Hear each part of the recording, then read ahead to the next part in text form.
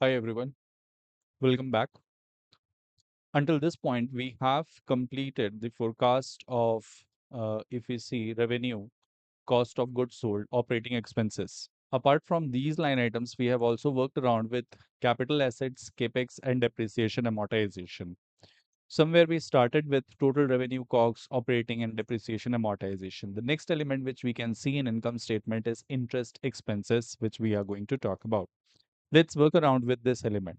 Now, interest expenses is not going to come hand in hand. This is also one of the element which is also going to influence the other two line items, which are going to be the closing total debt, which is row number 18 of balance sheet.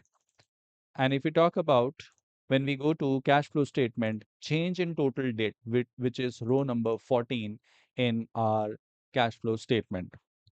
So let's go to input and calculation, and let's first of all select the all the arrays from 72 to 78, group them Alt A Z O G G. I While editing again I realized that I missed to rename this file. The file should have been renamed after capital asset depreciation amortization. The file will be renamed as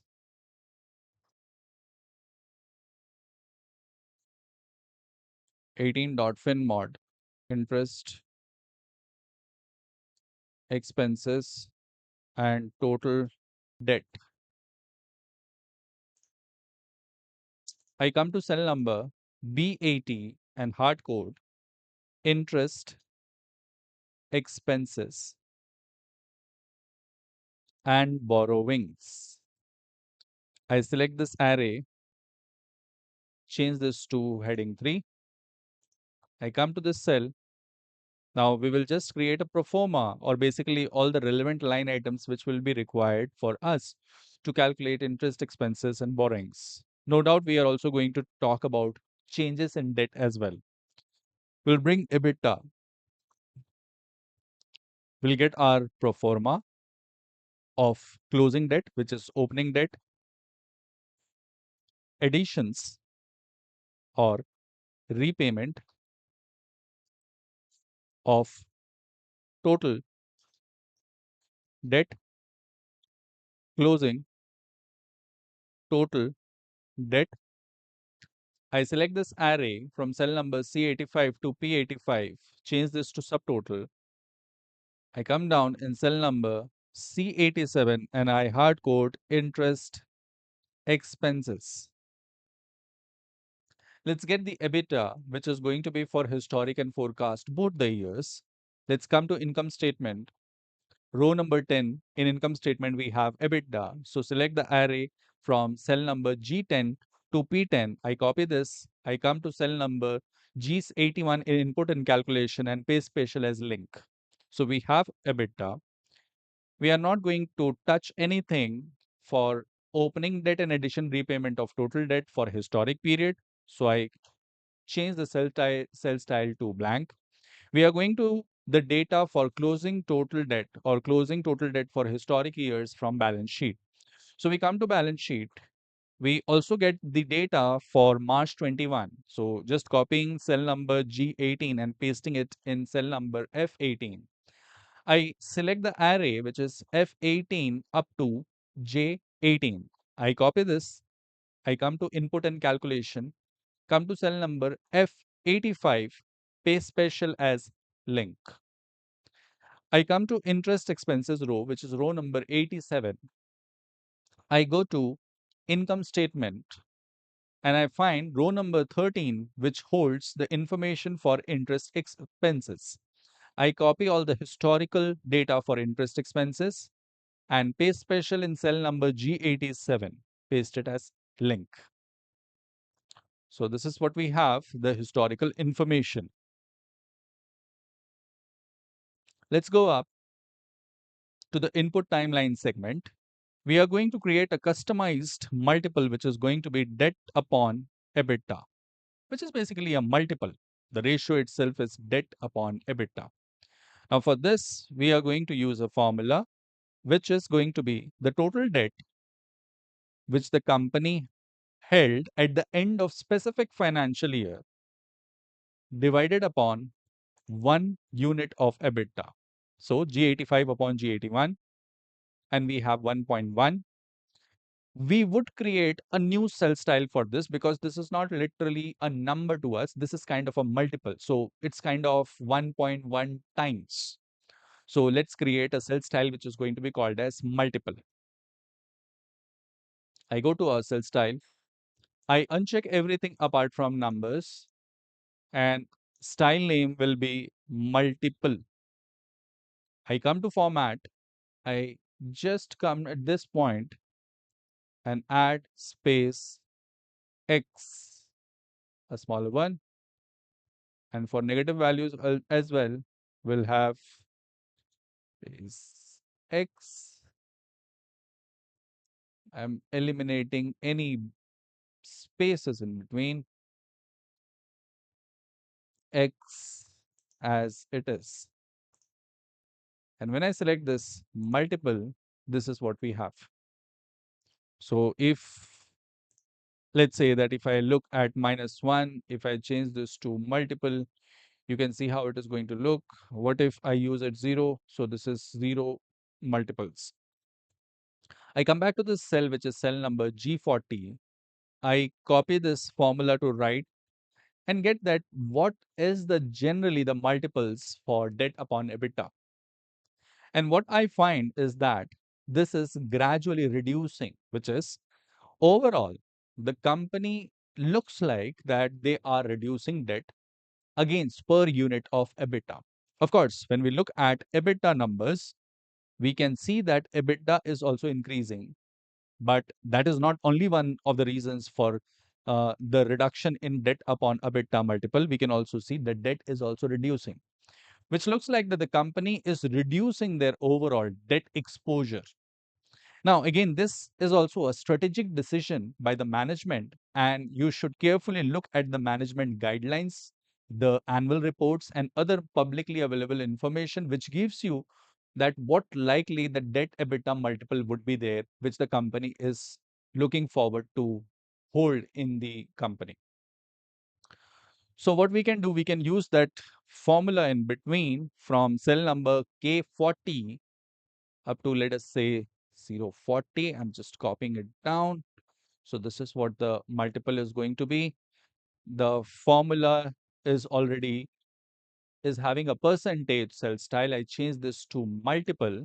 So this is getting turning out to be into multiple. I come to cell number P40. I change the cell style to input as well as to multiple. So we are keeping this as 0.2. That's what the presumption is, that the company is expected to reduce the debt. Now, since we already have this debt upon EBITDA, now this is going to influence the closing value of debt for each and every respective financial years. So we come down to the calculation section, and this is the row where we are going to calculate the closing debt multiple. So the formula is going to be EBITDA multiplied by the multiple itself, which is K81 into K40. And we have the closing balance in this case, the closing balance. Now, if we look at this particular segment, let's keep a focus on this and let's try to fill the row number 83 and 84 before I copy this formula to right. Now, we know that the opening debt is going to be closing debt for previous financial year. So that is going to be correct. So no questions asked. So this formula is going to be consistent across the financial years. That's what we can see. The question turns out to be what should be the values in row number 84, which is whether the debt is going to add on or reduce. So think for a moment. We have already forecasted what will be the debt at the end of March 26 and what has been the debt at the opening time period, which is March 26. Opening period is 1246. It is going to move to 1271.70, which means the company has taken new debt during the period, right? That's what our assumption is. So in this case, what will be the value? How it is going to get calculated? We can say that 1271.7. So basically the closing minus the opening, and this is what we have. Of course, if we just I select these two, we can look at the sum values as well, which is 1271.7, which matches which are cell value of K85. Now this formula is going to be consistent across all the rows. So let's copy this formula to right, and we can see the necessary changes happening there. So again, let me copy the formula in row number 85 from cell number L85 to P85 using Control R. And then I'm copying the formula for row number 84, which is additions or repayment of total debt from cell number L84 to P84 as Control R. And here we have, which is talking about the closing debt balance and additions and repayment of debt balance. Okay. Now let's come to cell number J85. We change the cell style to deviant.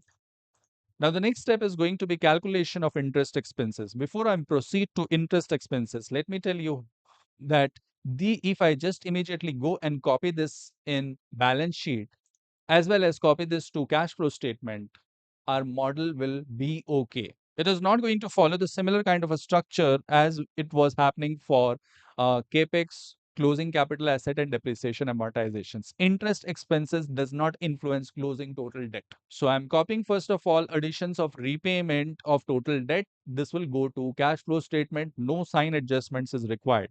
So we come to cash flow statement in cell number K14. The moment I paste it, remember that this is going to pop up. Cell number E1 will pop up model trace error.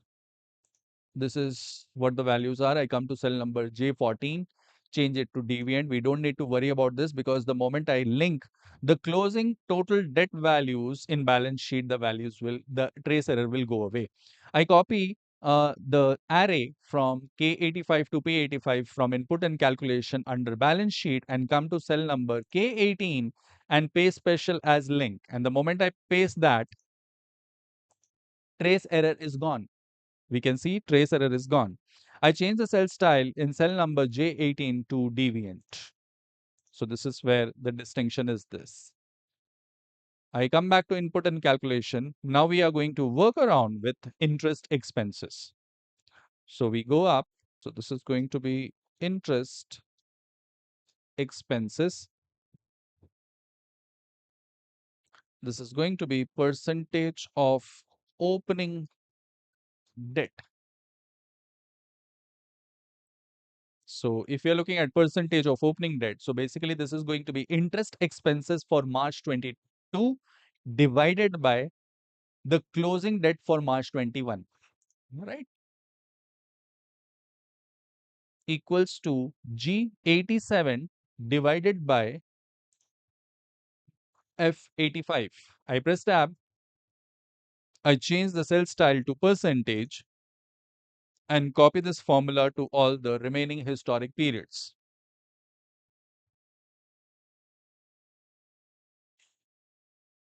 And I come to cell number K41 and we are going to have that formula for ourselves. We come to cell number P41. I select this input. I change the cell style to percentage. And I expect that the percentage, which is interest expenses, is going to come down to, let us say, 6.25%. 6.25%. Now, I need to have that formula, which is going to drag down the interest expenses year on year with the same ratio. I copy the formula and change the cell style back to percent new and copy this in the remaining cells which is left out in this segment. Now we have the interest expenses or interest expense rate. So this is interest expense rate. So using this forecasted interest expense rate, we are going to calculate absolute interest expenses. So this is going to be the opening debt. So this is the cell reference K83 for K87. Multiply this with the formula, which is interest expenses rate in K41, and I press enter. And here we have all the values for forecasted interest expenses. Cell J87 will be changed to deviant. I select the array, which is K87 to P87. I copy this I come to interest expenses income statement, which is row number 13, K13, pay special as link. I come to cell number J13, change this to deviant. So this marks the completion of forecast of total debt, additions and repayment of debt, and interest expenses. If you have any questions, put that in comment box. Thank you for watching the video.